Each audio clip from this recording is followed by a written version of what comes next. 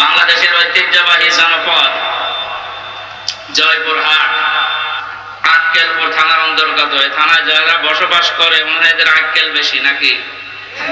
তো আক্কেল এই অবস্থা হচ্ছে কেন?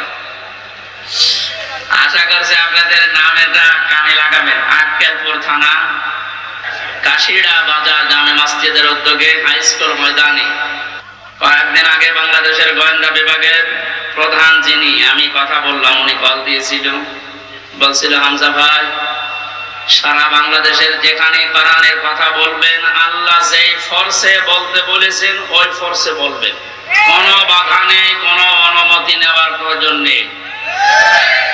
অন্যান্য ধর্মীয় অনুষ্ঠান যেভাবে বাংলাদেশে হয় কোরআনের আলোচনা ঠিক ওই ধাঁচে হবে। কেউ যদি বাধা দেয় শুধু নাম আর বাবার নাম আর জায়গার নাম জানাবেন, ওর ঠ্যাং ভেঙে ফেলবেন। বললাম স্যার আপনি এতদিন ছিলেন কোথায়? বলছে আমি নতুন এসেছি, আমি একজন মুসলিম, আর মুসলমান হিসাবে যা করা লাগে অন্যান্য ধর্মীয় অনুষ্ঠানগুলো যদি কোনো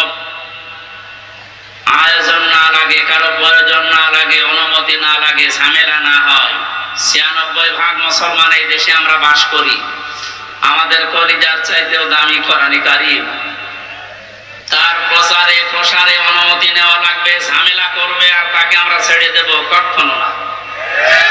এই জন্যে যাতে মাতাল হলো আমরা ডালে ঠিক আছি, বাস্তবতা বুঝে কাজ করবেন। বিশেষ করে আমাদের এখানে উপস্থিত হয়েছেন আজকে আক্কেলপুর থানার অফিসার ইনচার্জ, আমাদের অভিভাবক নতুন এসেছেন আপনাদের কাছে, জনাব মোহাম্মদ নয়ন হোসেন দামাত বারকাতুহুল আলিয়া। এতক্ষণ যারা আলোচনা রাখলেন হযরত মাওলানা তরিকুল ইসলাম, মাওলানা আব্দুল কাদের, আর যত মানুষের নাম দিয়েছে এ তো মনে হয় কয়েক মিনিট শুধু বলতে সময় লাগবে, এমনিতে রাত বেশি হয়ে গেছে।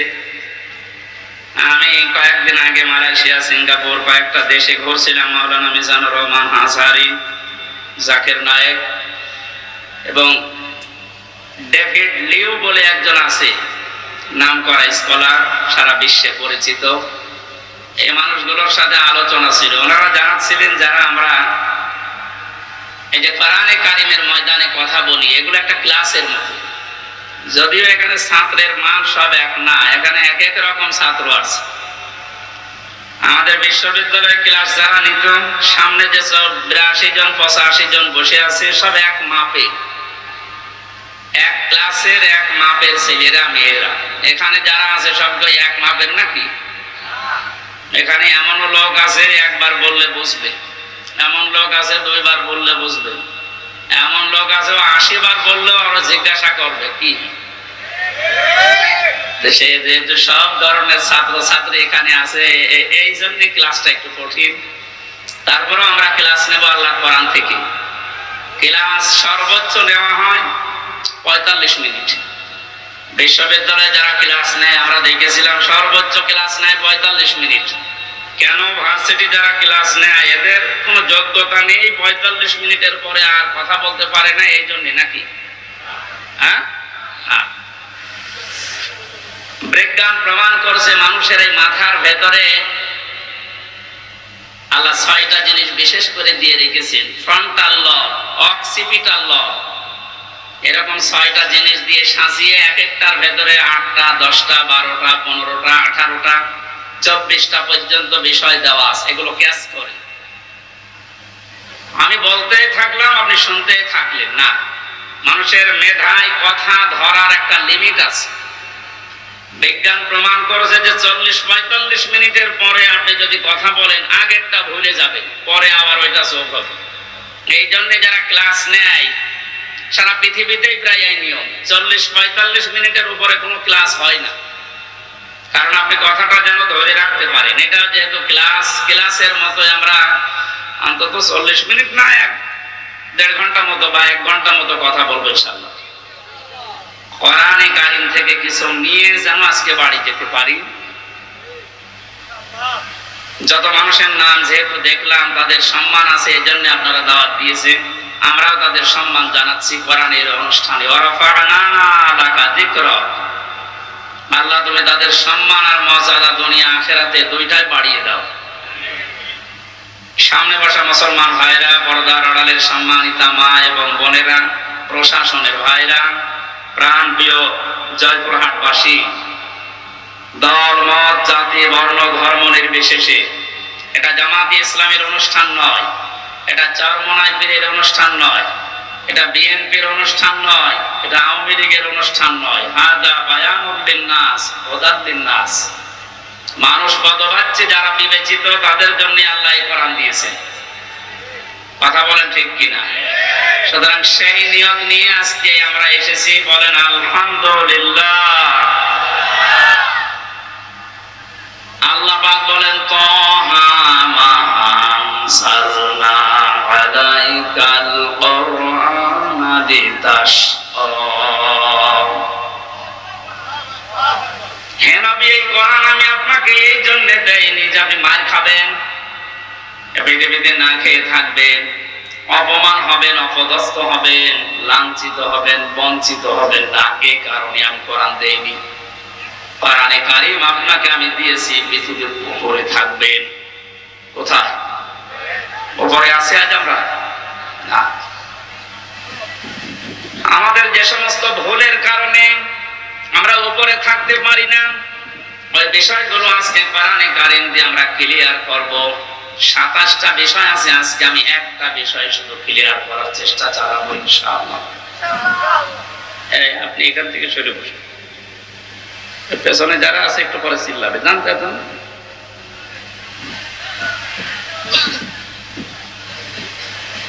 আয়াতের শুরুতে আল্লাহ তাহা শব্দটা দিয়েছেন। কোরআনে কারীমে আল্লাহ পাক নবীজিকে বিশেষ করে 7টা নামে ডাক দিয়েছেন, তার ভিতরে এইটা একটা। আমি যে কথা বলি ওখান থেকে শিক্ষা নিয়ে আসি, আপনি মিলাবেন তো কি নিয়ে আসি দেখেন।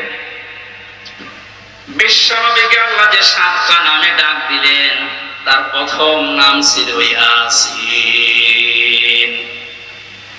ইয়া হরফে নেদা, ইয়া মানে হে, সিন মানে সাজ্জিদ। নবীজির আপন চাচাতো ভাই হযরতে আব্দুল্লাহ বিন আব্বাস রাদিয়াল্লাহু তাআলা আনহু রাইসুল মুফাসসিরিন ছিলেন তিনি। বিশ্বনবী ওযু করার পরে একদিন টয়লেট থেকে বের হওয়ার পরে দেখলেন ওযুর এক বদনা পানিকে যেন সামনে রেখে দিয়েছে। ওযু করার পরে জিজ্ঞাসা করলেন, পানির বোতল বা পানির এই লোটা বদনা কে রেখেছে এখানে পাত্রটা? হযরতে আব্দুল্লাহ বিন আব্বাস নবীজির আপন চাচাতো ভাই, ছোট মানুষ, এসে বলে, ভাই আমি রেখেছি। বিশ্বনবী ওই সময় ওই ছোট বালকের মাথায় হাত দিয়ে দোয়া করেছিলেন। দোয়াটা হাদিসের পাতায় এত বেশি আকারে হাইলাইট আছে। আল্লাহর নবী বলেছিলেন, মাবুদ তুমি একে দিনের গভীর জ্ঞান দান করো। তামাম দুনিয়াতে যত মুফাসসির আসবে কিয়ামত পর্যন্ত নবীজির এই দোয়ার কারণে এই লোকটাকে আল্লাহ মুফাসসিরদের সম্রাট বানিয়ে দিয়েছে। এখানে রাইসুল মুফাসসিরিন বলা হয়। তিনি তাফসীরে কাবীরের ভেতরে সিন শব্দের 5টা অর্থ দিয়েছেন। আপনি তাফসীরুল কোরআন মাহফিল লিখে দিয়েছেন। আমরা চেষ্টা চালাবো তাফসীর আকারে কথা বলা, নাকি আমার মন মতো বলবো। সিন শব্দের 5টি অর্থ। প্রথম অর্থ হচ্ছে সাইয়্যিদুল আলামিন। সিন মানে সাইয়্যিদুল বাশার, সিন মানে সাইয়্যিদুল কাউনাইন, সিন মানে সাইয়্যিদুল আম্বিয়া, সিন মানে সাইয়্যিদুল মুরসালিন। জয়পুরহাটবাসী ক্লাস চলছে, ও খেয়াল করে কথাগুলো নেওয়ার চেষ্টা করেন। আমি ডেলিভারি দিলে আপনি যেন রিসিভ করতে পারেন, ওই রকম প্রিপারেশন নেন। মালয়েশিয়াতে যতগুলো অনুষ্ঠানে আমরা কথা বলতে গেছি, মিজান ভাই দেখেছি বারবার বলেছে, মোবাইল যাদের আছে পকেটে রাখেন। একেবারে আমার দিকে অ্যাটেনশন নিয়ে এমন ভাবে থাকবে মানুষ যেমন মাছ ধরার জন্য বসে থাকে। থাকতে পারবে না ঘন্টাখানি, সব বন্ধ, কথাবার্তা তো দূরের কথা, এদিকে ওদিকে তাকাবেন না, কারণ এটা ইবাদত চলছে। আমি যে পয়েন্ট গুলো বলবো একটা বুঝবেন না, সকালবেলায় কাশিয়াড়া বাজারে বসে গল্প করবেন, কি বলে গেল, এতো রাজনীতি হয়ে গেল। আপনি দেখেন তো রাজনীতি হয় কিনা। প্রথম অর্থ হচ্ছে সাইয়্যিদুল আলামিন, আলম না।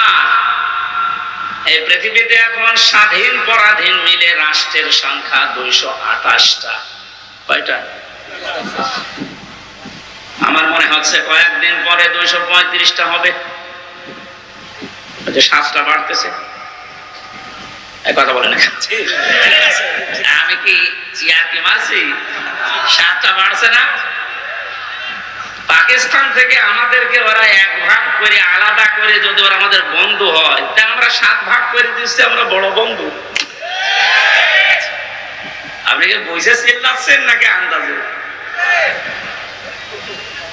বিশ্বনন্দিত মুফাসসির আল্লামা সাইদি রাহমাতুল্লাহ আলাইহি উনি বলেছিলেন না, বাবরি মসজিদ যেভাবে টুকরা টুকরা করেছে ভারত, ওইভাবে আল্লাহ ওদেরকে টুকরা টুকরা করবে।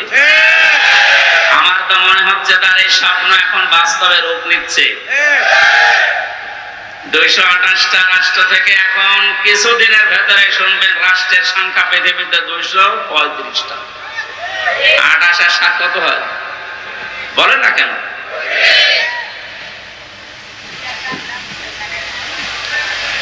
এখানে উঠে বসেন, কেউ এখানে আসবেন না, কেউ যাবেন না। না, এই ডিস্টার্ব হলে আসলে আমার ক্লাস করার অভ্যাস নেই ওইভাবে। একটু সাহায্য করেন আমাকে। না, এতদিন পর্যন্ত এই যে মুক্তিযুদ্ধের চেতনা নিয়ে যারা দেশ চালিয়ে গেল, এরা কি বলতো যে এরা আমাদের বন্ধু, কারণ এরা আমাদেরকে পাকিস্তান থেকে আলাদা করে দিয়েছে। ওখান থেকে 1 ভাগ করে আমাদের আলাদা করার কারণে যদি ওরা এত বড় বন্ধু হয়, তাও সারা জীবনের জন্য আমরা 7 ভাগ করে দিচ্ছি। তাহলে আমরা কত বড় বন্ধু ওদের। ডক্টর মোহাম্মদ ইউনূস দায়িত্ব নিয়ে পরের দিন ঘোষণা দিয়েছিলেন, এই দেশকে যদি শান্তিতে থাকতে না দেন, 7 সিস্টারও শান্তিতে থাকবে না। 235টা রাষ্ট্রে আপনি যেখানেই বাস করেন, সেখানেই বিশ্ব নবীকে আপনাকে নেতা মানা লাগবে। নেতা শব্দ কোথায়? যে সাইয়্যিদ মানে নেতা। কিছুক্ষণ আগে আপনি আরবিতে বললেন না, আল্লাহুম্মা সাল্লি আলা সাইয়্যিদিনা, হে আল্লাহ তুমি রহমত নাজিল করো আমাদের নেতার উপরে। আমাদের নেতার নাম কি? আল্লাহ বলেন তুই নিজে বললি, আলা মুহাম্মদ, মুহাম্মদের উপরে। এই জন্য আল্লাহর ঘোষণা দেওয়া আদর্শ বা নেতা এই পৃথিবীতে মাত্র একজন আছে, তার নাম মুহাম্মদুর রাসূলুল্লাহ। কেউ যদি এই পৃথিবীতে 235টা রাষ্ট্রে বাস না করে বলে আমি মঙ্গল গ্রহে থাকি, সেখানেও আপনাকে মানা লাগবে, কারণ সাইয়্যিদুল আলামিন। কেউ যদি বলেন আমি চাঁদের দেশে থাকি, সে দেশেও আপনাকে রাসূলুল্লাহকে নেতা মানা লাগবে। বিশ্ব নবী বাদ দিয়ে অন্য কেউ আপনার নেতা হতেই পারে না। কেন বারবার এই শব্দটা বলছি? এটা যদি শুধু দুনিয়ার সাথে সম্পৃক্ত হতো, এটা কোরআন আমার সামনে, আল্লাহর কসমের শব্দ আমি এতবার উচ্চারণ করতাম না। এই সম্পর্ক কিন্তু আখিরাতের সাথে। নারী হোক আর পুরুষ হোক, তার একমাত্র আদর্শ হওয়া লাগবে বিশ্ব নবী। মানুষকে যখন কিয়ামতে আল্লাহ তুলবেন, প্রতিটি মানুষকে বিচারের প্রথম ধাপে আল্লাহ ডাক দেবেন, তার সামনে একা একা।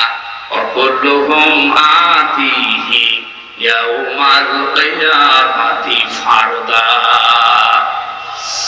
সূরা মরিয়ম 16 নম্বর পারার 10 নম্বর পৃষ্ঠার 15 নম্বর লাইনের শেষ নাম্বার রুকু 95 নম্বর আয়াত।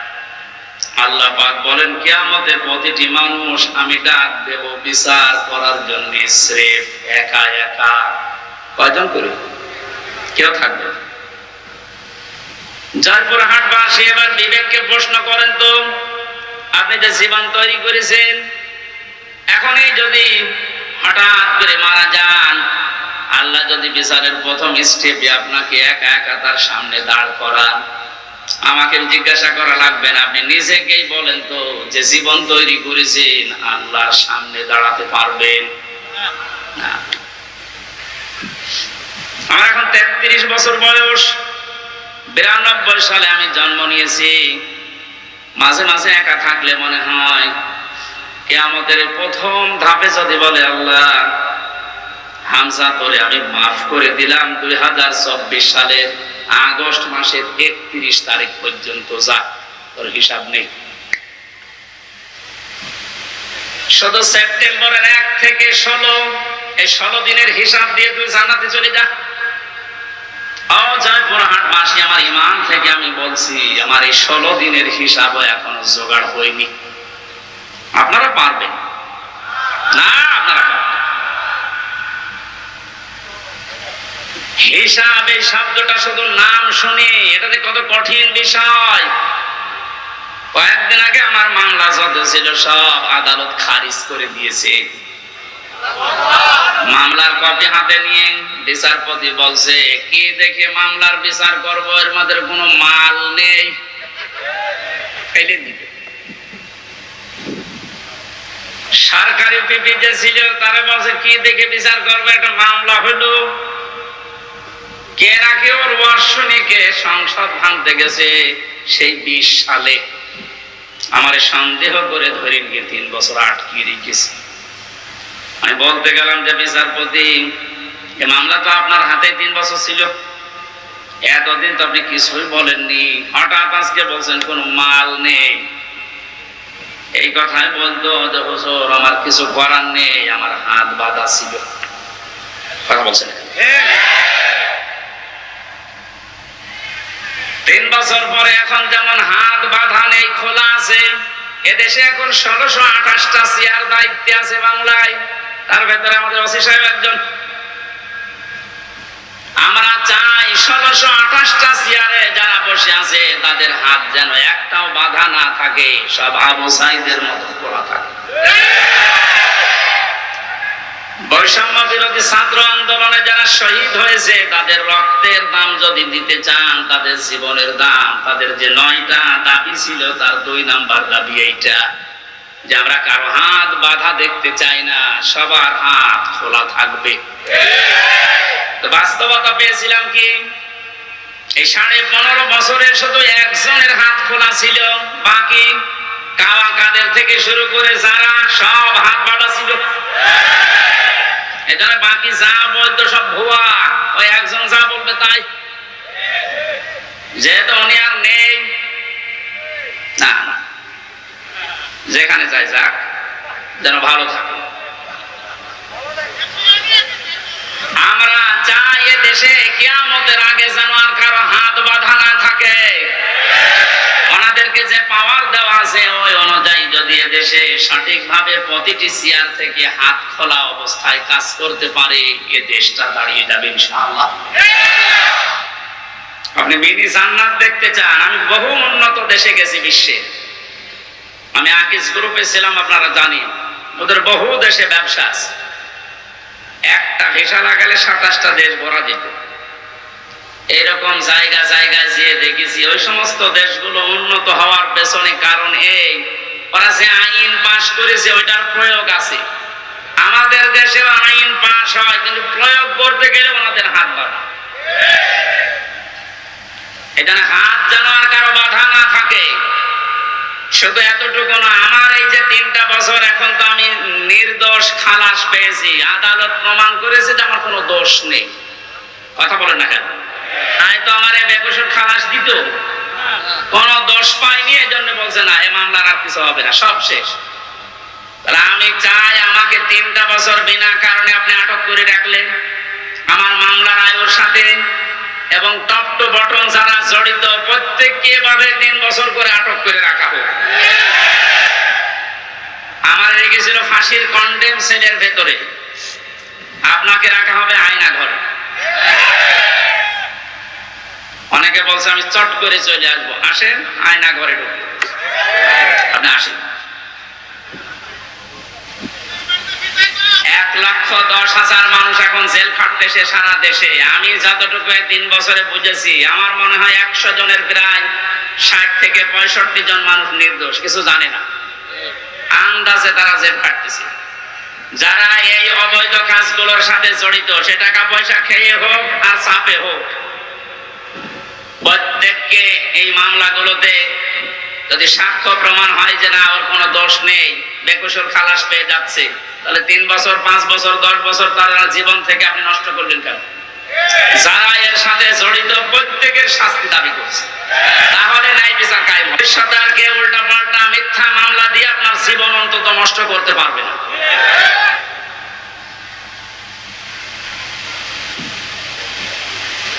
হিসাব বড় কঠিন জিনিস। আমি যখন আসছিলাম আদালত থেকে, হঠাৎ ব্যক্তি নিয়ে আসতেছে হাজী সেলিম, নাম শুনে বোঝা যাচ্ছে আল্লাহর ওলি হবে। দোষের চরিত্র শয়তান অত নিচে নামে না, হাওমাও করে কাঁদতেছে। আমার তো মনে হচ্ছিল ওই সময় ওর সামনে আমি, আমার যতটুকু বাস্তবতা দেখে মনে হচ্ছে আদালতকে যেন কথা তো বলতে পারে না, নৌকা বলতে গেলে হৌকা বলে ফেলে, কথা বের হয় না। যদি কথা বলতে পারতো ভালোভাবে, বলতো আদালত আমার যত কিছু আছে সব আমি দিয়ে দিলাম, আমারে ছেড়ে দিন। কিয়ামতের ময়দানটা ঠিক এইভাবে আল্লাহ সাজাবে। আল্লাহ পাক বলেন ওয়াসাহিবাতিহি ওয়া আখিহি ওয়া ফাসিলাতিহি আল্লাতী তুবি।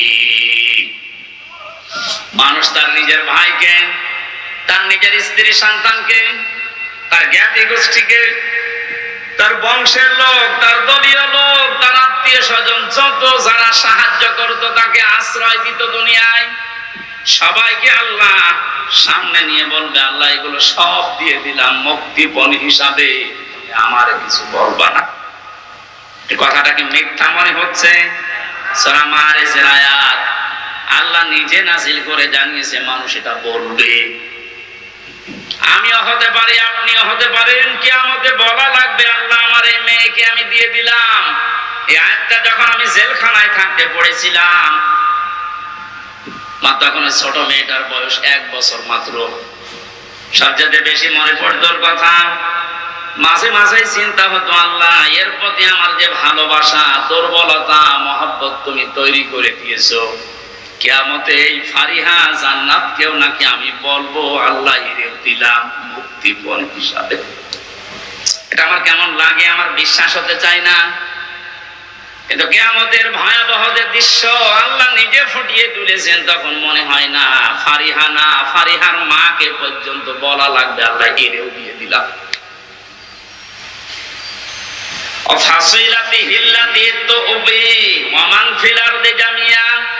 দুনিয়া আমার স্থাবর অস্থাবর যত সম্পদ আমি বৈধ অবৈধ পথে উপায় করেছিলাম সব তোমাকে দিলাম, এরপরও তুমি আমারে নাজাত দাও। সঙ্গে সঙ্গে আল্লাহ ধমক দেবেন কাল্লা ইন্নাহা লাযা, কখনোই না, তোরে আমি লাজাই ঢোকাবো। কোথায়? এখানে আলেম থাকলে জিজ্ঞাসা করেন লাজা শব্দটা শুনতে যত সহজ মনে হচ্ছে, ভেতরের অবস্থা অত সহজ না। আল্লাহ বলেন এখানে প্রবেশ করার সঙ্গে সঙ্গে মানুষের আগে চামড়া উঠে যাবে। জয়পুরহাটবাসী কি একটা ঘর আল্লাহ বানিয়েছেন, যেখানে প্রবেশ করলে আগে মানুষের চামড়া উঠে যাবে।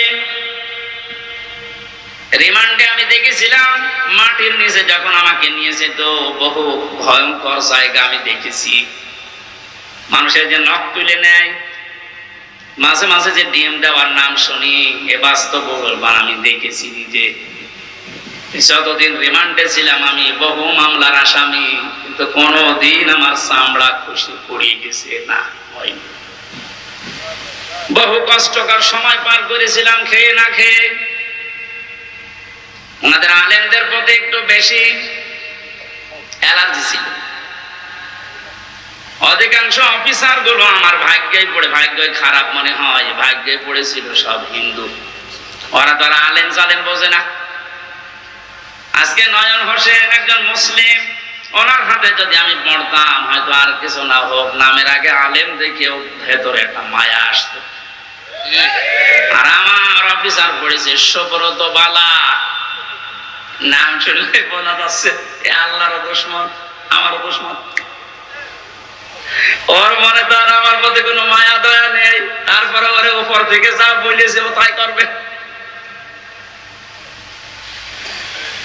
বহু ভয়ঙ্কর কষ্টের ভেতরে দিন পার করেছিলাম, কিন্তু আমার চামড়া উঠে যায়নি। কিন্তু আয়াতটা পড়ার পরে আল্লাহ জানিয়েছেন নাজ্জাআতাল লিশাওয়া, এমন একটা ঘর আমি বানিয়েছি লাজা, এখানে ঢুকলে আগে চামড়া খসে যাবে। কি ভয়ঙ্কর হতে পারে আপনি বলেন? কাদেরকে জাহান্নামে লাজা ডাকবে? তাদউ মান আদবারা ওয়া তাওয়াল্লা ওয়া জামাআ ফাআওয়া, যে মানুষগুলোকে সত্যের দিকে আহ্বান করা হয়, সত্যকে সত্য জানার পরও যারা অহংকার করে, এদবার করে, মুখ ফিরিয়ে চলে যায়। আর এই চরিত্রের মানুষ বাংলাদেশে বেশি। ও জানে যে এটা সত্য বিষয়, সত্য পথ, এরপরও হিংসা করে, অহংকার করে মানতে চায় না। খালি দেখে যে এটা তো আমার দলীয় লোক না, এটা আমার বাবার মুরিদ না, তখন আস্তে করে মুখ ফিরিয়ে চলে যায়। এই যে সত্যকে আপনার মন বলছে যে এটা সত্য পথ, এটা সঠিক পথ, শোনার পরে জানার পরও যদি আপনি মুখ ফিরিয়ে চলে যান, আপনাকে আল্লাহ প্রবেশ করাবে লাজায়। কোথায়? কি ভয়ঙ্কর তথ্য আল্লাহ দিলেন দেখলেন না? চামড়া খসে যাবে আগে। 2 নম্বরে জামাআ ফাআওয়া, দুনিয়ায় যারা মাল সম্পদ, অর্থ সম্পদ শুধু জমা করে আর কি করে সংরক্ষণ করা যায় এই চিন্তা ভাবনায় থাকে। এই 15.5 বছরে যারা টাকা পয়সা জমিয়েছে, আপনি দেখেন তাদের দিকে, কোনদিন ঘোর অক্ষরও ভেবেছিল যে এভাবে আমার হঠাৎ করে হারিয়ে যাবে? ভাবে না। যারা জমা করেছেন বৈধ অবৈধ না দেখে শুধু জমিয়েছেন জমিয়েছেন জমিয়েছেন, আর কি করে সংরক্ষণ করা যায়, এটা স্থায়ী করা যায় সেই চিন্তা ভাবনা করে শুধু স্থায়ী করার চিন্তা। দেশে জায়গা নেই, বেগম পাড়া বানিয়েছে, সুইস ব্যাংকে রেখেছে টাকা। অনেকের কত টাকা সে নিজেও জানে না। এখন কিছু কিছু মানুষ ধরা পড়েছে, দেখছেন না? বালিশের ভেতরে টাকা, ফ্রিজে টাকা। একটা মানুষের চলতে কত টাকা লাগে বলেন তো? এই যে দরবেশ, কি হবে তারা টাকা দিয়ে বলেন? এখন তো ঠিকই পচা ডিম খাচ্ছে। এত টাকার মালিক বাংলাদেশে, ধনীর তালিকায় সে লোকটা 1 নম্বরে, অথচ আদালতে তুলতে গেলে এই মানুষটাকে ডিম মারছে। কত বড় রাগ হলে আদালতে তোলার সময় মানুষ যে লাথি মারে বলেন। আমরা তো নিয়েছিলাম আদালতে, আমাদেরকেও নিয়েছে ওইভাবে, মাথায় দড়ি দিয়ে, হাতে হ্যান্ডকাপ দিয়ে, মনে হচ্ছে ছাগল গরু নিয়ে যাচ্ছে। কিন্তু আমি দেখেছি যে অফিসার গুলো আদালতে তোলার সময় আসতো, এই প্রশাসনের এই মানুষগুলো চোখের দিকে তাকিয়ে দেখেছি, ওরা মনে মনে কাঁদতেছে। ওদের শুধু উপরের নির্দেশ আর হাত বাঁধা ছিল, এই জন্য কিছু করতে পারে নাই। নাম নিতে এখন আর বাধা নেই। গারদখানায় বহু অফিসারকে আমি পেয়েছিলাম মুসলিম, ওরা নিজেরা চুরি করে যায় নামাজ নিয়ে এসে আমার বলতো, হুজুর আমি নামাজ পড়ি নেন। নিজেদের হালাল টাকা, অবৈধ টাকা না, জানে যে অবৈধ টাকা দিয়ে খেতে চাবে না, নিজেদের বেতনের টাকাগুলো দিয়ে, গরিব মানুষ কয় টাকায় বেতন পায়, ওখান থেকে একটা ছোট্ট রুটি, ছোট্ট পাউরুটি এনে বলতো সারাদিন কিছু খাননি খান। কঠিন বিপদের সময় যে মানুষগুলো সাহায্য করেছিল, বিশেষ করে আমার আব্দুল আলিম কারাগারের ভেতরে এবং ওই গারদখানায়, ওই মানুষগুলোর জন্য এমনিতেই মন থেকে কান্না চলে আসে। দোয়া করি আল্লাহ তুমি তাদেরকে সর্বোচ্চ জায়গায় পৌঁছিয়ে দাও, তাদের জীবনের অভাবগুলো দূর করে দাও। যে চরিত্র 2টার কথা বললাম আছে বাংলাদেশে, আপনি মিলান। যাদেরকে সত্যের পথে টাকা হলে অ্যাবাউট টান করে চলে যায়, আর যারা শুধু সম্পদ জমা করে আর হিসাব নিকাশ করে যে কত হচ্ছে, এই চরিত্রের মানুষ দেশে আছে না নেই? এখানে বলেন, এই মানুষগুলো আমরা দাঁড়াবো আল্লাহর সামনে। আমি তো বললাম আমার 16 দিনের হিসাব এখনো ঠিক হয়নি, আর আপনার 16 বছরের হিসাব কি করে ঠিক করে রেখেছে? এইটার হিসাব আসলে মানুষের জীবন পাল্টানো সহজ। ওই যে মক্কার লোকগুলো যারা মানুষ খুন করতো, জেনা করতো, মানুষের সম্পদ ছিনতাই করতো, ওদেরকে যখন নবীজি এই ভয়টা তৈরি করেছিলেন যে জবাব কিন্তু দেওয়া লাগবে, এই মানুষগুলো এতে পরিবর্তন হয়ে গেছে, যারা নারীর ইজ্জতের জম ছিল তারা নারীর ইজ্জতের পাহারাদার হয়ে গেছে। আমরা এই দেশে এইটাই করতে চাই, কিন্তু এটা করার জন্য যেটা লাগবে তার নাম কোরআন। এটা বাদ দিয়ে মানুষের চরিত্র সংশোধন করা সম্ভব না।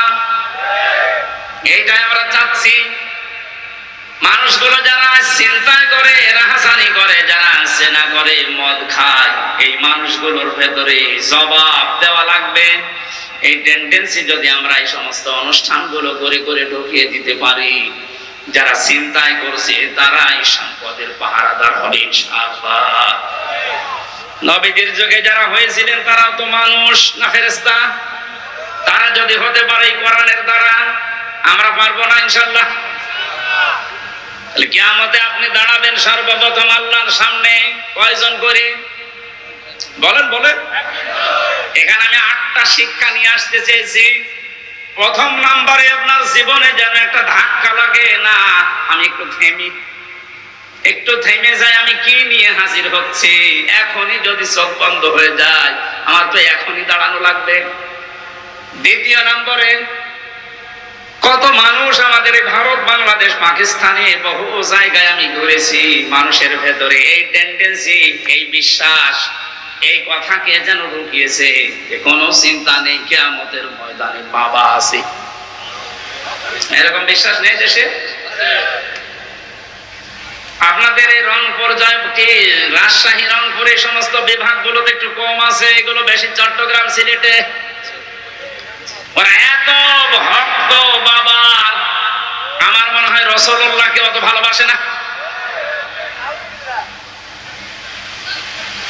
এখান থেকে আমি যেটা নিয়ে আসতে চেয়েছি, আল্লাহ বলেন কিয়ামতে একা একা দাঁড়াবি, কেউ থাকবে না।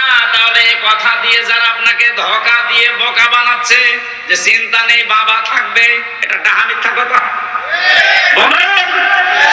আর এগুলো তৈরি করার জন্য সবচাইতে বড় ব্যবসার জায়গা এই মাজার। 48,000 মাজার এখন এই দেশে সরকারি জরিপে। আপনি একটা মাজার দেখান যেখানে শরীয়তের বিরোধী কাজ নেই, একটা দেখান। নবীজি জানিয়েছেন লা তাত্তাখিদুল কুবুর মাসাজিদা, কবরকে সেজদার জায়গা বানিও না। অথচ অধিকাংশ মাজারে দেখি সেজদা দেয়। বলেন, মাজার পাকা করা নিষেধ, মোজাইক করা নিষেধ, টাইলস লাগানো নিষেধ।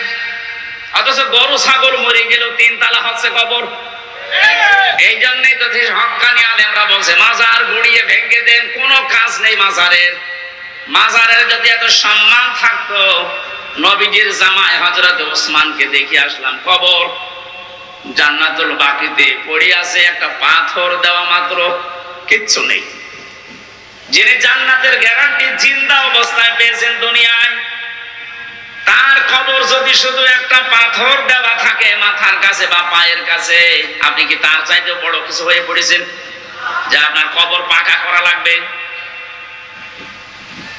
এগুলো যারা করছে বা করবে, এক কথায় বলছে সব ব্যবসা, কোনো কাজ নেই।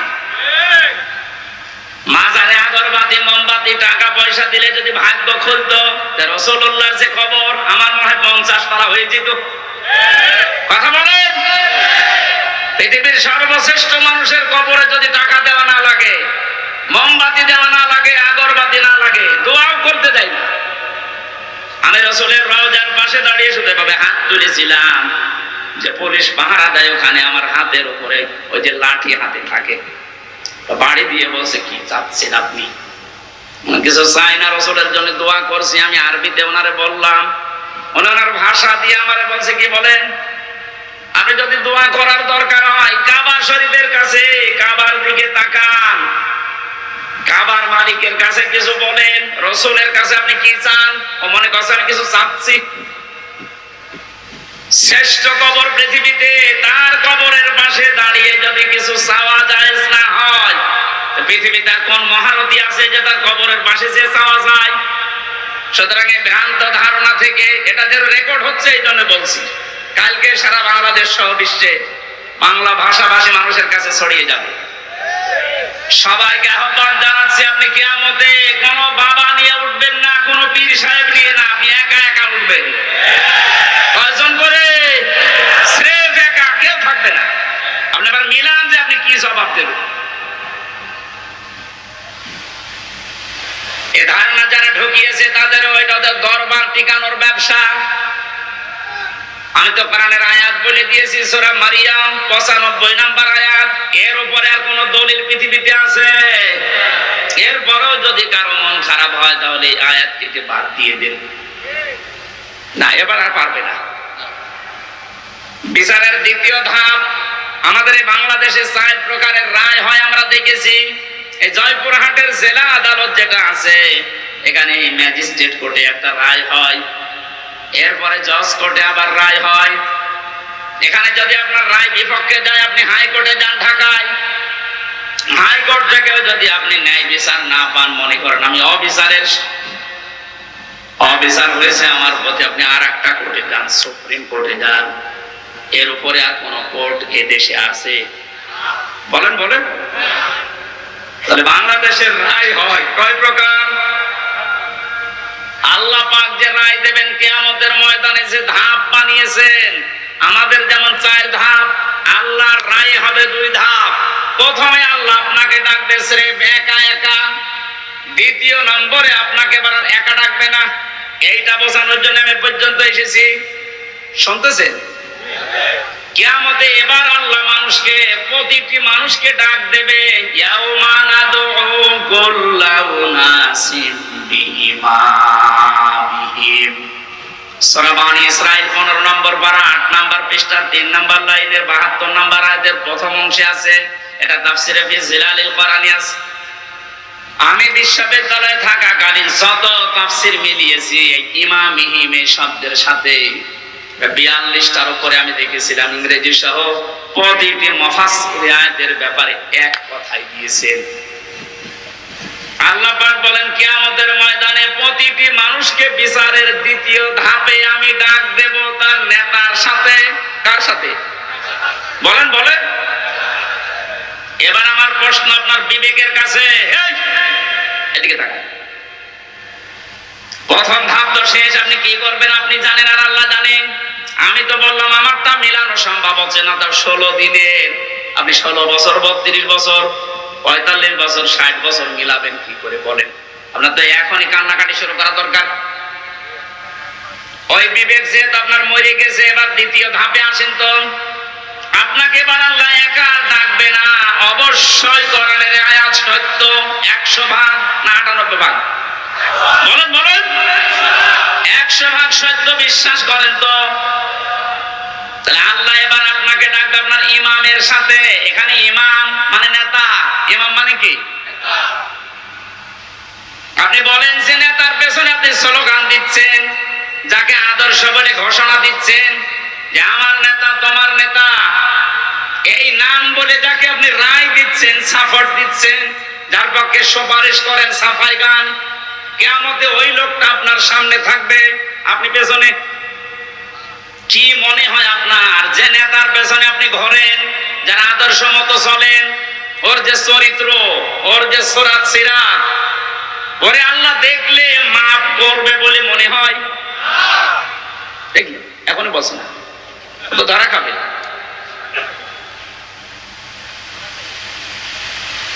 আমি তামাশা করার জন্য বলি না, আমার ইমান থেকে বলছি। কোরআনের এই চোখটা লাগিয়ে আমি দেখতে পাচ্ছি আমরা 100 জনের এই দেশে 98 জন ধরা খেয়ে বসে আছি। এই জন্য বলছিলাম এটা স্রেফ দুনিয়ার বিষয় হলে বলতাম না, এর সম্পর্ক আখিরাতের সাথে। ওই যে ইয়াসিন, আল্লাহর ঘোষণা দেওয়া নেতা এই একজন, তাকে না মেনে আপনি যাকে মানেন, তিনি যদি আপনার সামনে থাকতেন মুহাম্মদুর রাসূলুল্লাহ, আপনার চিন্তা থাকতো না? কথা বলে না কেন? তিনি বাদ দিয়ে আপনি যাকে মানেন, আপনি তো তাকে মানেন না। যাকে মানেন বলেন তো সেই লোকটা আপনার সামনে এখন দাঁড়িয়ে, আপনি পেছনে। আল্লাহ তো আগে তাকাবে তার দিকে। তার যে সূরাত সিরাত, তার চরিত্র কিছু না হলেও কিছু আপনি জানেন। আপনার চাইতে বেশি জানে ওর সম্পর্কে কে? আরো জোরে বলেন। নিজে নিজেই বলছেন যে না, ওর দিকে তাকালে আল্লাহর মাফ করা সম্ভব না, তা আপনার পর্যন্ত তো যাবেই না।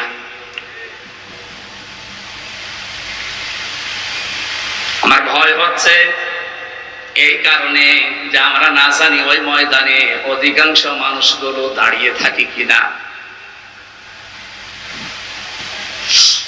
আল্লাহর ঘোষণা দেওয়া নেতা যেহেতু মুহাম্মদুর রাসূলুল্লাহ, আর উনি শুধু বাংলাদেশের জন্য না, ভারতের জন্য না, তামাম দুনিয়ায় যত রাষ্ট্র আছে যেখানেই বাস করেন আপনাকে বিশ্ব নেতা মানা লাগবে। এতদিন শুনেছেন যে ইয়াসিন সূরা পড়লে 10 কদম কোরআন শরীফে সওয়াব হয়, কিন্তু এর ভেতরে 83টা শিক্ষা আছে। আমি একটা একটা করে কেবল 5টা বললাম। 83টা শিক্ষা আপনার প্র্যাকটিক্যাল লাইফে জীবনে আগে সেট করা লাগবে। এরপরে আমি এদিকে পড়েই গেলাম, নেকি হয়েই গেল, নেকি কি থাকবে কোথায়? নেকি তো থাকছে না ধরে রাখার জন্য। এমন একটা বিশ্বাস, এমন একটা কথার দ্বারা নেকি সব শেষ। কথা বোঝেন? এই কোরআনে আল্লাহ 500 শরীয়তের বিধান দিয়েছেন। কয়টা? তার ভেতরে যে একটা ইয়াসিন হে নেতা, এটা একটা। এরকম কত আছে বলেন বলেন? কেন 500টা বলেন তো? আমি এবার শিক্ষিত মানুষদেরকে বলছি, যত ফরজ ইবাদত আছে দুনিয়ায়, প্রত্যেকটা ফরজ ইবাদতের কিছু মৌলিক বিষয় আলাদা করা আছে। এই যে নামাজ ফরজ না, বলেন না কেন? নামাজ পড়তে গেলে 13টা ফরজ লাগে, ভেতরে আর বাইরে মিলিয়ে। আমি ওসি সাহেবকে বলছি 12টা ফরজ আদায় করে উনি নামাজ পড়লো, একটা ফরজ আদায় করেনি, ওনার সওয়াব হবে কয়টা? কথা বোঝার পরে বলবেন ওনার সওয়াব কয়টা হবে? কিচ্ছু হবে না, জিরো, শূন্য। এখন যদি বলেন না বাস্তবতার সাথে তো মিলছে না, আমি তো 12টা করেছি, অন্তত 5টা সওয়াব দেন, হবে? কারণ আপনি বাদ দিয়েছেন কি বলেন বলেন? ওয়াজিব আছে 14টা, 13টা আদায় করেছেন, একটা আদায় করেননি, আপনার নামাজ হবে না? নামাজ হবে, কিন্তু জরিমানা দেওয়া লাগবে। সরসেজদা বলে না? সরসেজদা মানে কি? জরিমানা। সরসেজদা মানে কি? তাহলে ফরজ যদি একটা বাদ যায় শেষ, ওয়াজিব বাদ গেলে হবে, কিন্তু সরসেজদা দেওয়া লাগবে, জরিমানা না দিলে ওইটাও শেষ। বাকি আছে নামাজ ভেঙে যায়, নষ্ট হয়ে যায় 19টা কারণে। কয় কারণে? এর একটা কারণ যদি পাওয়া যায়, 18টা ঠিক আছে, নামাজ থাকবে না ভেঙে যাবে? আরো জোরে বলেন।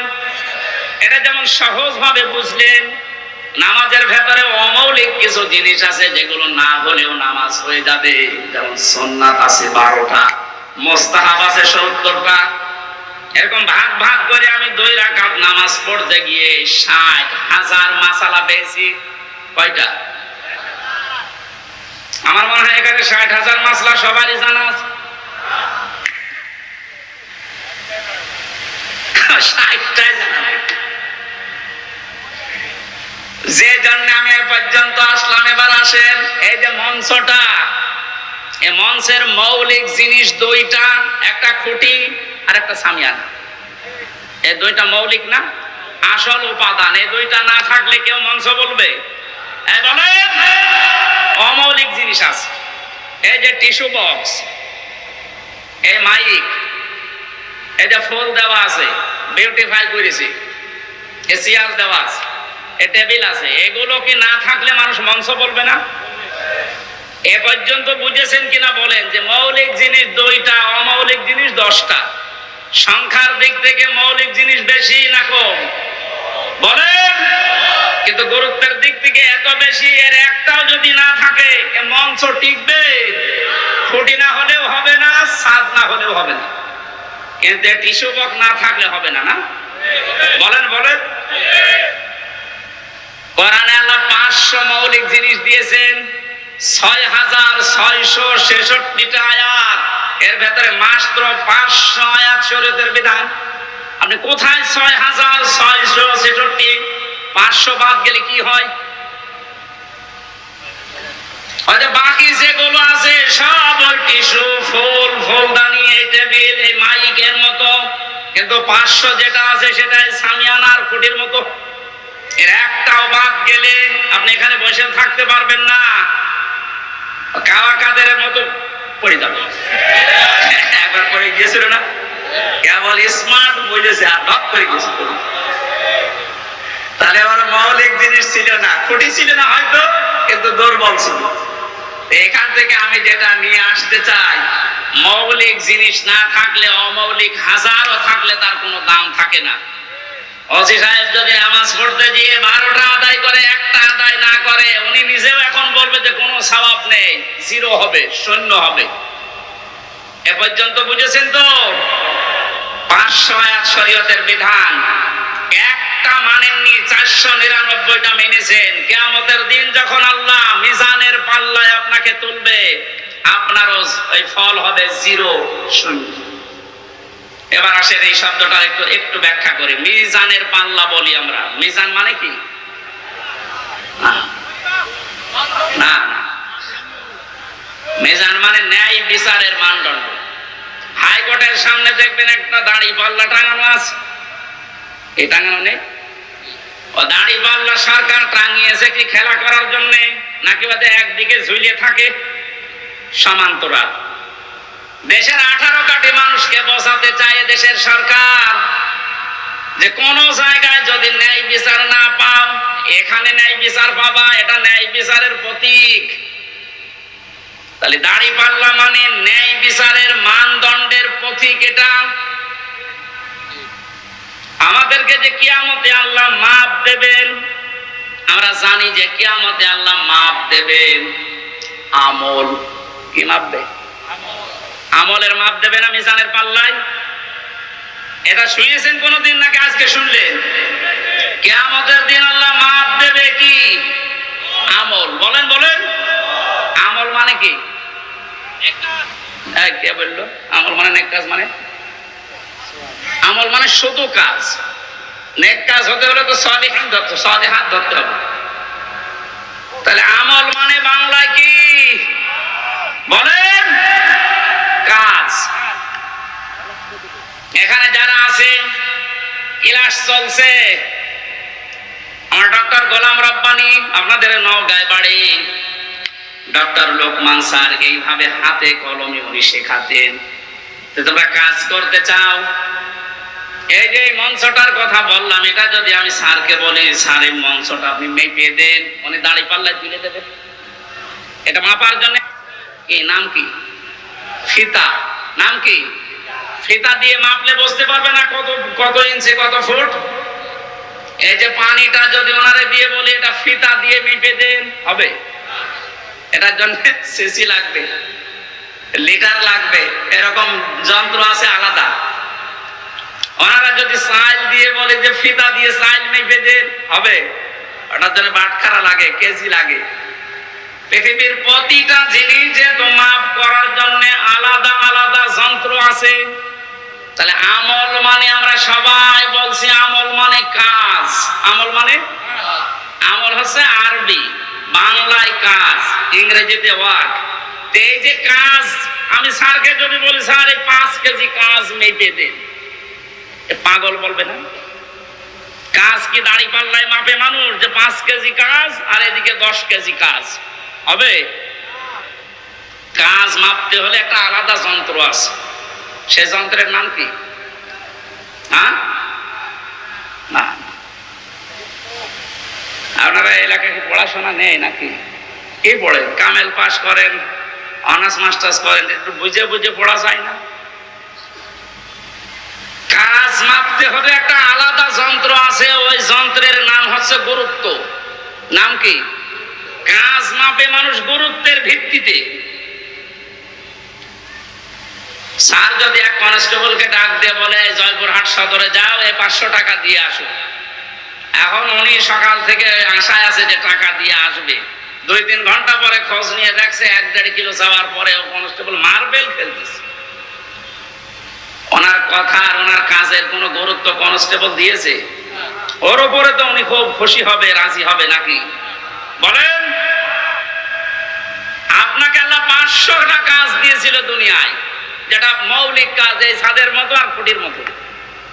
এগুলো আপনি না করে মার্বেল খেলছে। পরবর্তীতে যখন আল্লাহ দেখছে এ কি করে, এই গুরুত্বপূর্ণ কাজগুলো না করে ও মার্বেল খেলছে, ওনার মতো আল্লাহর রাগ হওয়া সম্ভব না। আপনার জীবনের যে মৌলিক কাজ, এটা গুরুত্বের ভিত্তিতে আল্লাহ মাপবেন। 500টা কাজ দিয়েছেন, 500টা কাজের গুরুত্বপূর্ণ কিছু অংশ আছে। নামাজের যেমন 13টা। এই ওযু করতে গেলে মানুষের ওযু ভেঙে যায় কয়টা কারণে? 7 কারণে। বলেন কয় কারণ? এর ভেতরে যদি 6টা আদায় করেন, একটা আদায় করেননি বা নষ্ট হয়ে গেছে, আপনার পুরা ওযু শেষ। ওই ওযু দিয়ে নামাজ হবে? আমি কেন বলছিলাম এই কথা বারবার ক্লাসের মতো? আমাদের আজকে আমল মাপার, অনেকে মনে করে কিয়ামতের দিন এদিকে আমি 10 কেজি সওয়াব তুলে দেব, এদিকে 11 কেজি গুনাহ তুলে দেব, একটু কম বেশি হবে। অথবা এদিকে 11 কেজি সওয়াব, এদিকে 10 কেজি গুনাহ, একটু বেশি হবে, আল্লাহ জান্নাত দিয়ে দেন। আরে ভাই, কাজ কি মানুষ মাপে দাড়ি পাল্লা দিয়ে নাকি? গুরুত্ব দিয়ে মাপতে হয়। আপনার জীবনের গুরুত্বপূর্ণ কাজই তো নেই। এই পৃথিবীতে যত গুরুত্বপূর্ণ কাজ আছে, এই যে ছাদের মতো আর খুঁটির মতো, তার ভেতরে 1 নম্বরে গুরুত্বপূর্ণ কাজ হচ্ছে আহসানু আমালা, সবচাইতে উত্তম কাজ।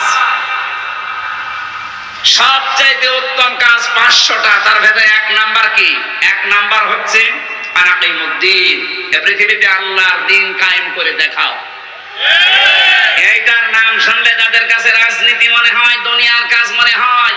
হযরতে মুসা তাহলে ভুল করেছিল, হযরতে ঈসা ভুল করেছিল, ইব্রাহিম নবী ভুল করেছিল, নূহ নবী ভুল করেছিল, মুহাম্মদ রাসূলুল্লাহ ভুল করেছিল।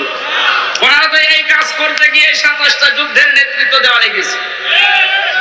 আপনি এই কাজের কথা শুনলে খালি দুনিয়ার কাজ মনে করেন, রাজনীতি মনে করেন, মানে আপনার তো মৌলিক কাজই হাতছাড়া হয়ে যাচ্ছে। ফুল দিয়ে এসব দিয়ে কি করবেন? আমি আশা করে কথা বোঝাতে পেরেছি।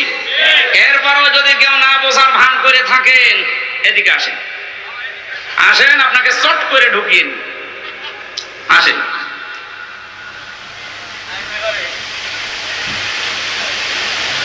কিয়ামতে যেহেতু আপনার সামনে আপনার নেতা আগে থাকবে, এরপরে আপনি থাকবেন, এই জন্য এমন কোন মানুষের সামনে পেছনে থাকা যাবে না যারা দেখলেই আল্লাহর রাগ হয়। এরকম নেতা দেশে নেই।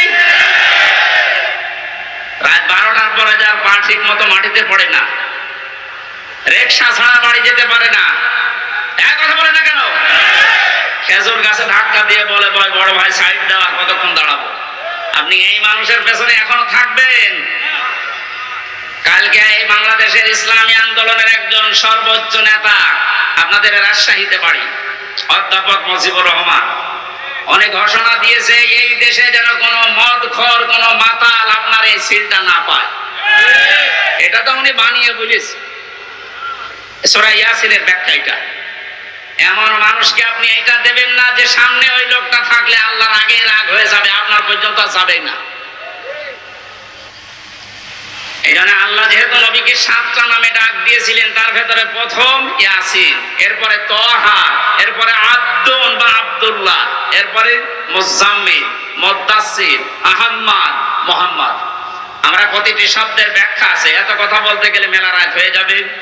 আমরা রবিউল আউয়াল মাস, যেহেতু এই মাসে নবীজির জন্ম, এই মাসেই মৃত্যু।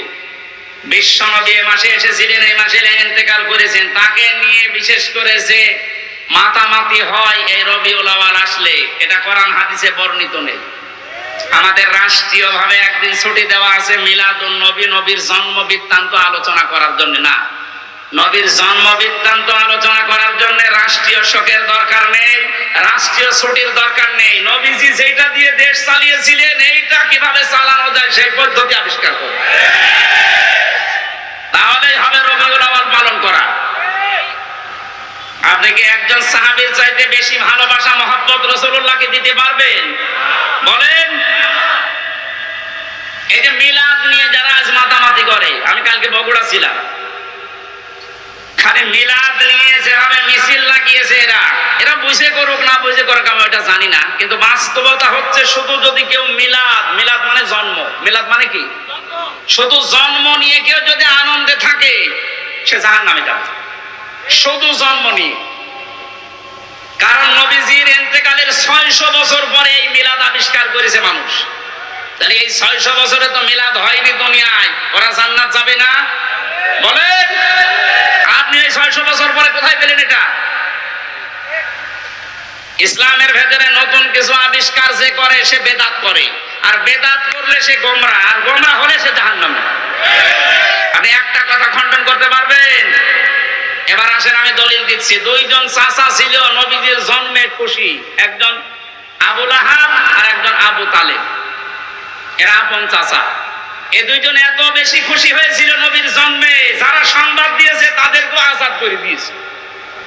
আর আবু তালেবের জীবনী পড়েছি, ও নিজের সন্তান আলীকে কাছে রাখতো না, কিন্তু ভাতিজা মোহাম্মদ এতিম, বাবা নেই মা নেই, এই জন্য নিজের কাছে রাখতো। এত আদর করেছে, বলতো ভাতিজা আমি তোমার ধর্ম মানি না, কিন্তু তোমার শরীরে কেউ আঘাত করুক এটা আমি বেঁচে থাকতে সহ্য করবো না। তা আপনি আর কি করেন বলেন তো? নবীর জন্ম আসলে সেই লোকটার দিকে তাকান। ও জীবন পর্যন্ত দেওয়ার মতো এইরকম মহব্বত করতো রসুলকে। তো মারা যাওয়ার সময় নবীজি যখন বললেন ইয়া আম্মি আবি তালিব লা ইলাহা ইল্লাল্লাহ হাজ্জুল লাকা ইনদাল্লাহি ইয়াউমাল কিয়ামাহ, বুখারী শরীফের হাদিস।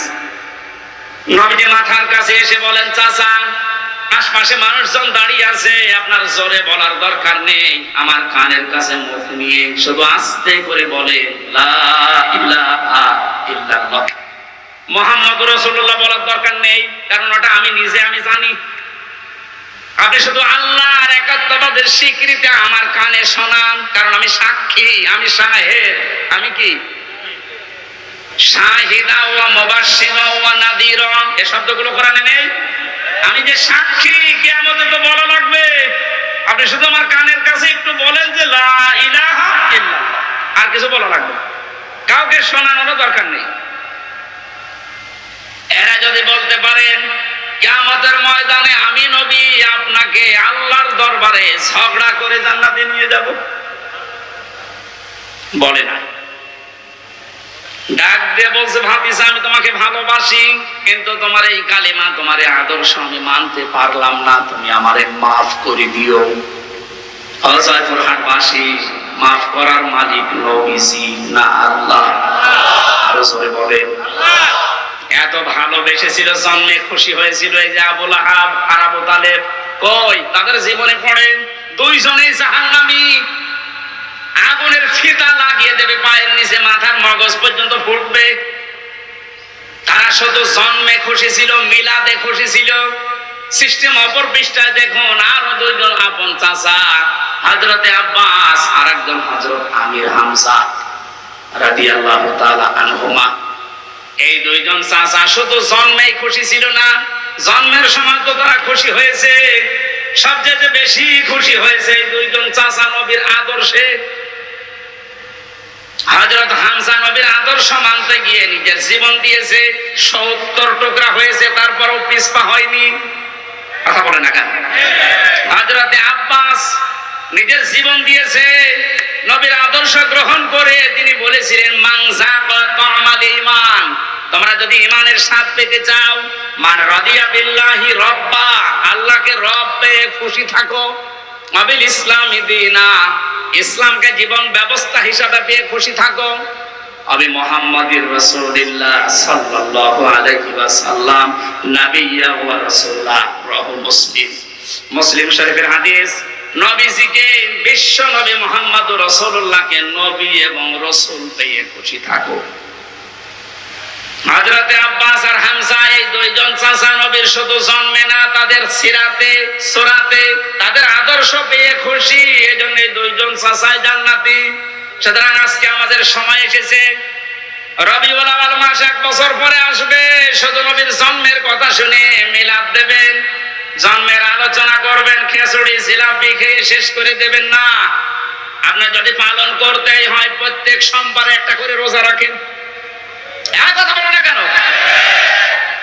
আর যদি সর্বোচ্চটা মানতে চান হযরত হামজার মতো, হযরত আব্বাসের মতো তারা আদর্শ মেনে নেন। আল্লাহ আমাদেরকে মেনে নেওয়ার তৌফিক দিন, বলেন আমিন। এই নবীর জীবনী থেকে একটা পাঠ, আমি 27টা পাঠ বলেছিলাম না, একটা পাঠ আজকে আলোচনা করছি। আচরণ, নবীজির আচরণ ব্যবহারটা কেমন ছিল আর আমাদেরটা কেমন, এটা আমি বাস্তবের সাথে আজ মিলাবো। সূরা আলে ইমরান 159 নম্বর আয়াত, একটা মাত্র আয়াত পড়েছি। এই আয়াতের ভেতরে যা আছে তাফসীর আকারে বলার চেষ্টা চালাচ্ছি, নাকি শেষ করে দেবো? জবান খুলে কোরআনের আয়াতে প্রবেশ করেন। আউযু বিল্লাহি মিনাশ শাইতানির রাজীম, বিসমিল্লাহির রহমানির রহিম। ফাবিমা রাহমাতিন মিনাল্লাহি লিনতা লাহুম ওয়ালাউ কুনতা ফাসসান গালিযাল কলবি লানফাদ্দু মিন হাওলিক ইলা আখিরি আয়াত। সূরা আলে ইমরান নামকরণ আছে, ঐতিহাসিক প্রেক্ষাপট আছে, শানে নজুল আছে, এই আয়াতের ব্যাকগ্রাউন্ড আছে। এগুলো বিভিন্ন মাহফিলে তাফসিরে আপনারা সহজে পেয়ে যাবেন। আমরা এবার মূল শিক্ষায় যাচ্ছি। আল্লাহ পাক বলেন, হে নবী, আমি দয়া করে আপনার অন্তরের ভেতরে, আপনার অন্তরটা মোলায়েম, কোমল, সহজ, সরল, সফট করে বানিয়েছি। আপনি যদি কঠোর হতেন, কর্কশ ভাষী হতেন, তাহলে আপনার কাছে মানুষ ভিড়তো না, আপনার আশপাশ থেকে মানুষ সব চলে যেত। আপনি যেহেতু নরম দিলের মানুষ, মানুষদেরকে আপনি ক্ষমা করেন আর তাদের জন্য ক্ষমা চান। কোন কাজ করতে হলে যারা অধীনস্থ আছে তাদের সাথে পরামর্শ করে করবেন। কাজটার যখন সিদ্ধান্ত নেওয়া হয়ে যাবে তখন ভরসা করবেন একচ্ছত্রভাবে আল্লাহর উপরে। যারা ভরসাকারী তাদের আল্লাহর উপরে ভরসা করাই উচিত। এটা বাংলা অর্থ ছিল। মানে আমরা তাফসিরে যাই, নবীজিকে আল্লাহ এত কোমল, এত সফট একটা হৃদয় দিয়েছিলেন। তার যে আচার ব্যবহার গুলো, আল্লাহ পাক তার আচার ব্যবহার প্রমাণ করতে গিয়ে একটা নাম দিয়েছেন, খুলুকিন আযীম। হে নবী, আপনি মহান চরিত্রের উপরে প্রতিষ্ঠিত। জোরে বলেন সুবহানাল্লাহ। নবীজির যে আচরণ গুলো ছিল, প্রথমেই শিশুদের সাথে ধরেন, এটা বাচ্চাদের সাথে যার যে আচরণ, হাদিস প্রমাণ করছে নবীজি রাস্তা দিয়ে যখন হেঁটে মসজিদে নববীতে কাবা শরীফে যেতেন, রাস্তার আশেপাশে বাচ্চারা খেলাধুলা যারা করত, বিশ্ব নবীকে দেখলে নিজের মা, বাবা, বড় ভাই সব ছেড়ে নবীর কাছে ছুটে আসতো। আমাদের ভেতরে চরিত্রটা অনেকের নেই। বাচ্চাদেরকে আদর করা, মহব্বত করা, ভালোবাসা দেওয়া। নবীজি বলেন, ছোটদের সাথে আমার ভালোবাসাটা, আমার আন্ডারস্ট্যান্ডিং এমন ভাবে পয়দা হয়েছিল, আল্লাহ তৈরি করে দিয়েছিলেন। বাচ্চারা যদি নিজের মা বাবাকে দিনের পর দিন, মাসের পর মাস, বছরের পরে বছর না দেখতো, আমি নবীর সাথে থাকলে ওরা মনে করতো মা বাবার সাথে আছে। হযরতে যায়েদ রাদিয়াল্লাহু তাআলা আনহু, তিনি বিক্রি হয়ে গেলেন একবার ছোটবেলায়। ভাগ্য তাকে খাদিজাতুল কুবরার কাছে পৌঁছিয়ে দিয়েছে। হযরতে খাদিজা তার স্বামী মুহাম্মদুর রাসূলুল্লাহর কাছে উপহার দিলেন যে কামে কাজের লোক হিসাবে আপনাকে দিলাম, আপনি খেদমতের জন্য নিয়ে নেন। 7 দিন হয়ে গেছে। হযরতে যায়েদের বাবা এবং চাচা খবর পেয়েছেন মক্কাতে মুহাম্মদুর রাসূলুল্লাহর কাছে আছে তার সন্তান। জয়পুরহাটবাসী একটু নিজের জীবনের সাথে মিলান্ত। নিজের আপন চাচা, আপন বাবা এসে বলছে, মুহাম্মদ, শুনতে পেরেছি আমাদের সন্তান তোমাদের কাছে আছে, ফেরত দিয়ে দাও। নবীজি ডাক দিয়ে বললেন, আপনারা কে? আমি চিনি না। আমরা যায়েদের পিতা, এটা যায়েদের চাচা। বিশ্ব নবী বলেন, আপনারা যদি চাচার বাবা হয়ে থাকেন, যায়েদ যদি আপনাদেরকে চিনতে পারে আর যদি যেতে চায়, আমি বাধা দেব না। কিন্তু যায়েদ যদি যেতে না চায়, আপনারা জোর করে নিয়ে যেতেও পারবেন না। পিতা বললেন, হ্যাঁ, আপনি অবশ্যই যুক্তিপূর্ণ কথা বলেছেন। হযরত যায়েদকে নিয়ে আসা হলো নবীজি। বিষয়টা শুনতে যত সহজ মনে হচ্ছে, যে যে চেয়ারে বসে আছেন ওই জায়গা থেকে ভাবেন তো আপনার অধীনস্থ লোকদের সাথে আচরণ করা কত কঠিন। 10 বছর না 10টা দিনও আপনি পারবেন না।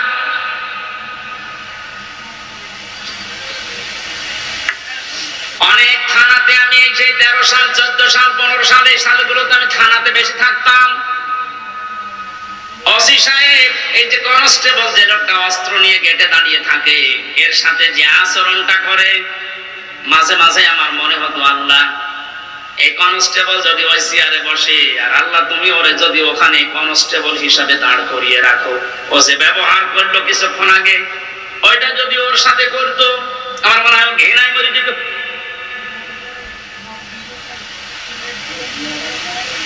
আপনার তার শুকরিয়া আদায় করা দরকার ছিল যে ও একজন মানুষ, ও ডিগ্রি পাস, আমিও ডিগ্রি পাস, আমাকে আল্লাহ চেয়ারে বসিয়েছেন আর ওরে অস্ত্র নিয়ে দাঁড় করিয়েছে গেটে। ওর সম্মান আমার চাইতে বেশি হওয়া দরকার।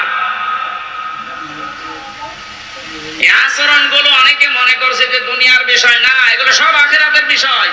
আল্লাহর নবীর কাছ থেকে রবিউল আউয়াল মাসে যদি এই কাজগুলো আপনি নিতেই না পারেন, আপনি কি নেবেন এই মাসে? কত জিলাপি আর খেজুরি। নবীজি আচরণ করেছিলেন যুদ্ধবন্দীদের সাথে, অথচ বাংলাদেশে আয়না ঘর বানিয়ে কি অবস্থা করেছে মানুষের সাথে। আমার সাথে একজন আলেম ছিল জেলখানায়, মাওলানা মুফতি ফখরুল ইসলাম। এই লোকটা মাঝে মাঝে গভীর রজনীতে আমার পাশেই থাকতো, চিল্লিয়ে উঠতো, কি হয়েছে ভাই? আমি যখন আয়না ঘরে ছিলাম, ওই জায়গায় আমার এই যে হাতের পায়ের ভেতরে হাত দিয়ে সামনে যে রডের দেওয়াল ছিল, এই রড ধরে আবার আটকে দিত হাত। খালি বলতাম, আল্লাহ তুমি আমাকে মরণ দাও না একটু শোবার মতো ব্যবস্থা করে দাও। মানুষ তো শুয়ে থাকতে পারলে যে কত শান্তি, এটা আমি হাড়ে হাড়ে টের পেয়েছি। ওই 6 মাসে 6টা মাস আমাকে শুইতে দেয়নি। হাত এভাবে 24 ঘন্টা বাঁধা, শুধু পোশাক পায়খানার জন্য 1.5-2 মিনিট সময় দিত, আর খাবারের জন্য যা দিত খাওয়ার মতো না। 3-4টা তরকার এক জায়গায় দিয়ে মনে হচ্ছে কি মাখিয়ে খেয়ে ফেলে দিয়েছে সেটা। মানুষের শরীর যে খারাপ হয়ে যায় তার বাস্তব প্রমাণ দেখেননি ব্যারিস্টার আরমানের? ও চেহারা কি হয়ে গেছে। আমি 10 দিন ছিলাম মাটির নিচে মাত্র, তাই আমি নিজেকে চিনতে পারছিলাম না। আসে 8 বছর, অথচ বিশ্বনবী যুদ্ধবন্দী যারা সাহাবীদেরকে বলতেন নিজেরা না খেয়ে থাকবা, যুদ্ধবন্দীদেরকে ভালো খাবারটা খাওয়াবা। আর আপনি নিজেও তো বলেন ওই নবী আমার ওই নবী আমার নবী। আপনি হজ করে আসেন, সালাম দিয়ে আসেন, সেখানে গিয়ে আপনি জানতেন না যে 15.5 বছর কত মানুষ মাটির নিচে আছে। আয়না ঘরের সাথে যারা সম্পৃক্ত তারা জানতো না। তারা তো সব নাম দেখেছেন, কামরুল আহসান, কি সুন্দর নাম, সৌন্দর্যের প্রতীক কামরুল আহসান। এত সুন্দর নাম নিয়ে লোকটা ঘুমাতো কি করে রাতের বেলা? আয়না ঘরের দৃশ্যগুলো তো অবশ্যই আপনি মাঝে মাঝে যে দেখে আসতেন। দেখে আসার পরে আপনি কি ঘরে এসে স্ত্রীর কাছে ঘুমাতে পারতেন? আমার তো ঘুম হবে না। 2 দিন 5 দিন 10 দিন হলে হয়, 8 বছর 10 বছর একটা মানুষ কবরের মতো জায়গা। রাত দিন বোঝা যায় না, কখন আজান হয় কখন নামাজ হয় কিছু জানে না, আন্দাজে নামাজ পড়তাম। 4 ওয়াক্ত নামাজ আমি একবারে পড়েছি, কি করবো আমি জানি না যেখানে আজান হচ্ছে না কি হচ্ছে। নবীজি গভীর রজনীতে যুদ্ধবন্দী যারা ছিল বদরের ময়দানে, তাদের কাছে যে দেখলেন একজনের হাত একটু টাইট করে বাঁধা। নবীজি বললেন, সাহাবী কারা আছো, এর হাতটা একটু খুলে দাও। অয়ুতিমুনা তাআমা আলা হুব্বিহি মিসকিনা ওয়া ইয়াতীমা ওয়া আসীরা। যারা জান্নাতে যেতে চাও তারা ইয়েতিম, মিসকিন, অসহায় এবং যুদ্ধবন্দী যারা, বিশেষ করে যারা বন্দী জীবনে আছে তাদেরকে খাবার খাওয়াও, এ নির্দেশ কার? আর আপনি কি করলেন? আবার জান্নাতে আপনার বলে হক আছে দাবি করে অনেকে। যা করেছেন আমার মনে হয় জান্নাতে আপনার হক নেই, আপনার হক আছে জাহান্নামে। নবীর উম্মত পরিচয় দিতে আপনার লজ্জা লাগবে না কিয়ামতে? নবীজি কি করলেন আর আপনি কি করেছেন? হচ্ছে না আমাদের আচরণ। শুধু রবিউল আউয়াল আসবে চলে যাবে, আপনি যদি এই আচরণগুলো ব্যবহারগুলো নিতে না পারেন কি হবে? খিচুড়ি আর জিলাপি খেয়ে পায়খানা করে। আল্লাহর নবী আচরণ করেছিলেন তার স্ত্রীদের সাথে। বিশ্ব নবী নিজে রাষ্ট্রের দায়িত্ব পালন করে এসে দেখেন হযরত আয়েশা রুটি বানিয়েছেন আর বকরি রুটিগুলো একটা একটা করে দিয়ে চলে যাচ্ছে। অনেক রুটি বানাতে বানাতে ছোট মানুষ ঘুমিয়ে গেছে। আমার মনে হয় আমাদের মতো স্বামী যারা চাকরিজীবী ব্যবসায়ী মাঠে কাজ করে বাড়িতে এসে যদি দেখতো যে তরকারি ছাগলে নিয়ে যাচ্ছে আর বউ পড়ে পড়ে ঘুমাচ্ছে, ওখানে পিটিয়ে হাত মারা করে ফেলতো। কাজ কাম নাই বাড়িতে, কি করো কি? নবীজি এসে নিজে আটাগুলো নিজে খামের বানিয়ে আটাগুলো তৈরি করে রুটিগুলো তৈরি করে গোশত তৈরি করার পরে হযরত আয়েশাকে এবার ডাকলেন। ডাক দিয়ে বলে, আয়েশা দেখলাম তুমি ঘুমিয়ে গেছো, তোমার ঘুমের ডিস্টার্ব হবে এই জন্য কিছু বলি নাই। আমি নিজেই নতুন করে আটা খামির করে রুটি বানিয়ে গোশত বানিয়ে রেখে দিয়েছি, এসে আমরা দুইজন খাই। হযরত আয়েশা কেঁদে ফেললেন। নবীজির বুকের ভেতরে মাথা নিয়ে বলেন, হে আমার স্বামী, দুনিয়াতে আমার কোনো দুঃখ নেই, কোনো আফসোস নেই। এই কথা বলার মতো স্ত্রী বাংলাদেশে কম না বেশি? নেই। আমরা যে আচরণ করছি তাদের সাথে হচ্ছে না। আমারটা হচ্ছে না, কারণ রেকর্ড হচ্ছে, মিথ্যা কথা তো বলা হচ্ছে না। এখনই ম্যাডাম লাইভ দেখছে। আমার আচরণটা আরো সংযত হওয়া লাগবে। আমরা যেন রবিউল আউয়াল মাসে আমি সহ এখানে যত স্বামী আছি প্রত্যেককে যেন রাসূলুল্লাহর মতো এই চরিত্র নিতে পারি, বলেন আমিন। সম্মানিত মা বোনেরা, আসার সময় দেখলাম গভীর মনোযোগ দিয়ে রাসূলের কথাগুলো শুনছেন, কান খাড়া করে শোনেন। বাংলাদেশে নারী নির্যাতন করলে কেস হয়, মামলা হয়। এই যে বসে আছে মামলা নেওয়ার জন্য। পুরুষ নির্যাতন হলে যে কেস হবে কর্ম কোথায়? এজন্য আমরা যাচ্ছি আপনাদের কারণে দেশের 100 জনের 98টা স্বামী মানসিক রোগী হয়ে যাচ্ছে। আপনি উদার হবেন। মেয়েদের ছোট মনের কারণে সংসারে শান্তি নেই। হাজারো মেয়ে লোক বউ এমন আছে নিজের বাবা মা নিজের ভাই বোনের জন্য যদি স্বামী খরচ করে বলে অসুবিধা নেই, অথচ স্বামী যদি তার নিজের ভাই বোনের জন্য একটু কিছু করে, অনেক বউ আছে মন খারাপ করে। এরকম ছোট মনের বউ আছে, কার হাত তোলেন তো? না, আমি হাসি খোরাকি দেই। এই দুইজন হাত তুলেছে বিয়ে না করি, আমি জানি বিবাহিত মানুষ হাত তুলবে না, কারণ এটা কিন্তু ভিডিও হচ্ছে। ও দেখবে যে আমার বাড়িওয়ালা হাত তুলেছে কিনা। না, আপনি উদার হন। কি করবেন? আপনি তো 50 বছর পরে দুনিয়ায় থাকবেন না। মাঝখান থেকে আপনি এই আচরণের কারণে জাহান্নাম খরিদ করে নিয়ে যাচ্ছেন। আপনার মতো পাগল আর কেউ নেই। আপনার সম্পত্তি পড়ে থাকবে, মাঝখান থেকে আপনি জাহান্নামে হয়ে যাচ্ছেন। অথচ নবীজি বলেন, কোন স্ত্রী যদি চায় যে আমার স্বামী বেশি দিন বেঁচে থাক, আমার স্বামীর সম্মান মর্যাদা টাকা পয়সা আরো বেড়ে যাক, সে যেন মাঝে মাঝে স্বামীকে তাগিদ দেয়, তুমি যাই করো রক্তের সম্পর্কগুলো ঠিক রাখো। এরকম বলার মতো বউ আছে? নেই। আরো কি করে রক্তের সম্পর্ক নষ্ট করে দেয় সেই বুদ্ধি দেয়। শাশুড়ি গল্প করে মানুষের কাছে মাঝে মাঝে যে আমার এই জামাই খুব ভালো, শুধু আমার মেয়ের কথা মতো চলে, আর এই যে ছেলেটা আমার এটা একটা হারামজাদা, শুধু বউর কথা মতো চলে। আপনি শাশুড়ি, আপনার মনের ছোট কেন? একটু উদার হতে পারেন না? নিজের মেয়ে ভুল করলে মাফ করে দেন, আর বৌমা একটু কিছু করলে আপনি তার ছেলের কানে তুলে দেন। আপনি মানুষ, আপনি ডাইনি। আপনি নামাজ দিয়ে রোজা দিয়ে কালো বোরকা দিয়ে জান্নাত যেতে পারবেন না ওই মেয়েটার বরদোয়ার কারণে। আল্লাহ আমাদের আচরণগুলো রাসূলের কাছ থেকে নেওয়ার তৌফিক দাও, বলেন আমিন। আন্তর্জাতিক জীবনে তার চরিত্র আছে। প্রত্যেকটা জীবনে বড়দের সাথে কিভাবে আচরণ করা লাগে, আজ অফিসের যারা বস আছেন, এখানে দোকানের মালিক আছেন, আমি বহু অফিসে এই এই অভিযোগটা শুনেছি, এই জন্য তুলে ধরলাম। অনেক অফিসের অফিসারের আচরণ পেয়ে তার নিম্নে যারা চাকরি করে তার আচরণের কারণে বলে কখন যে 8 ঘন্টা চলে যায় স্যারের কাছে থাকতে আমি টেরও পাই না, মনে হয় যে আরো 8 ঘন্টা যাক, বাড়ির কথা আর মনে হয় না। এমনও স্যার পেয়েছি বলো হুজুরে 8 ঘন্টা না, কখন যে 8 ঘন্টা যাবে শুধু আল্লাহ করুন। এই যে দুইটা স্যারের পরিচয় বললাম, একটার চরিত্র রাসূলের মতো আর একটার চরিত্র ফেরাউনের মতো। ফেরাউনকে আল্লাহ জান্নাত দেবে, ওই স্যারকে আল্লাহ জান্নাত দেবে। আল্লাহ আমাদের আচরণগুলো রাসূলের মতো হওয়ার তৌফিক দিন, আমিন। বারাকাল্লাহু লানা ওয়া লাকুম ফিল কোরআনিল আযীম।